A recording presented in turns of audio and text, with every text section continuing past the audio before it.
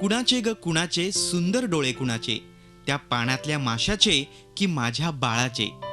आई बाळाचे लाड करताना, त्याला झोपवताना त्याच्या रूप गुणांचं कौतुक करते. त्यावेळी अशाच गीतातल्या या ओळी. मात्र एखाद्या आईनं स्वतःच्या बाळाचे डोळे मृत्यूनंतर दान करावे, याला लागतं मोठं मन, दातृत्वाची दृष्टी. 2 वर्ष वयाच्या बालकाच्या खोडकर बाललीला हा कुटुंबातील कौतुकाचा विषय असतो. हा आनंद, हे सुख कदाचित हिरडे दाम्पत्याच्या नशिबात नव्हतं. नियतीला काही वेगळंच मान्य होतं. स्वतःच्या 2 वर्षाच्या बाळाचा मृत्यू हे तर कोणत्याही आईवडिलांसाठी आभाळा एवढं दुःख असतं.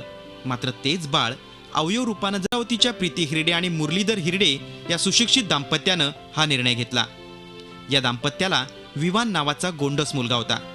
हृदयाच्या आजारानं त्याचा 25 ऑगस्टला मृत्यू झाला. पुत्रवियोगाचं दुःख असताना देखील आई प्रीती यांनी मुलाचे डोळे दान करण्याचा निर्णय घेतला. त्यानंतर तज्ज्ञांशी चर्चा करून विवानचे डोळे आय बँकमध्ये ठेवण्यात आले. विवान पुन्हा या जगात असल्याचा भासच जणू हिरडे दाम्पत्याला होतो. आता माझं बाळ तर येणारच नाही परत, पण कोणत्या तरी रूपाने तर जिवंत राहील ना या जगामध्ये, म्हणून होकार दिला मी डोळे द्यायसाठी. गेलेली वस्तू तर मिळत नाही, पण नाव करून गेला आमचं.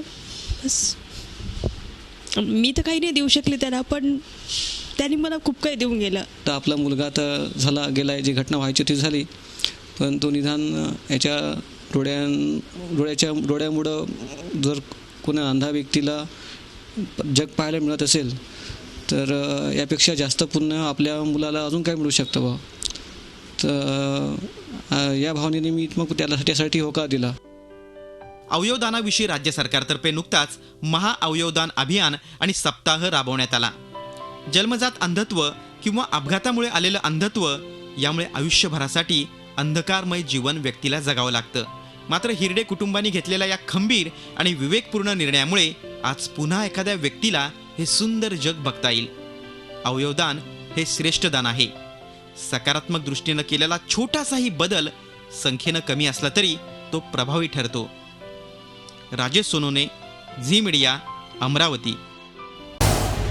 झी 24 तास रहा एक पाऊल पुढे.